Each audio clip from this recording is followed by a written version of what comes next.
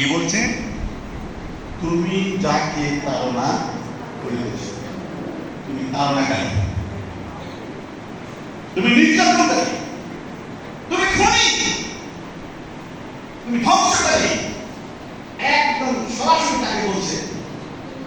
তার উনি বলছেন ওনার চিন্তা, ওনার চেতনা, শারীরিক মানসিক সমস্ত কিছু উল্টাপাল্টা না, নতুন ভাবে দিক নির্দেশনা পাচ্ছেন পেয়ে গেলেন। আজকে আপনারা একটা পরিবারের জন্মগ্রহণ করেছেন, চার্চে জন্ম থেকে আসতেছেন, অনেক দীর্ঘদিন কি কেশিয়ার প্রেসিডেন্ট সেক্রেটারি আর্থিক পজিশনে কাজ করছেন বলে ফিজিক্স ইয়ার লিডার হয়ে গেছে, অমুক হয়ে যাচ্ছে, ঠিক না? কিন্তু আসলে এই সত্যিকার ভাবে এই বাক্যের মধ্য দিয়ে, এই বাইবেলের মধ্য দিয়ে আপনি কি একজন খুনি?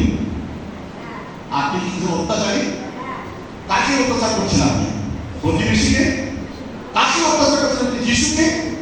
আপনি কি এইভাবে নিজেকে দাবি করেছেন, বসে করেছেন? আপনি কি সেই অত্যাচারী?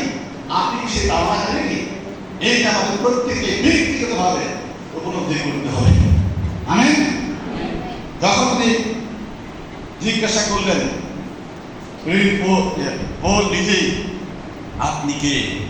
আপনি কে? তিনি বলছেন তাড়নাকারী। আপনি যদি তাড়নাকারী হয়ে থেকে থাকেন কোনো একভাবে, আমরা তাড়নাকারী বিভিন্ন তাড়নাকারী কথা বলছি, দুষ্ট, মন্দ, ছলনাকারী, পাপী, পাপময় জীবনযাপন করছে, এই তো হলো এটা যেটা বিরুদ্ধে কাজ, নৈতিকতার বিরুদ্ধে, ঈশ্বরের বিরুদ্ধে, ঈশ্বরের সম্পর্কের বিরুদ্ধে, ঈশ্বরের দায়িত্বের বিরুদ্ধে।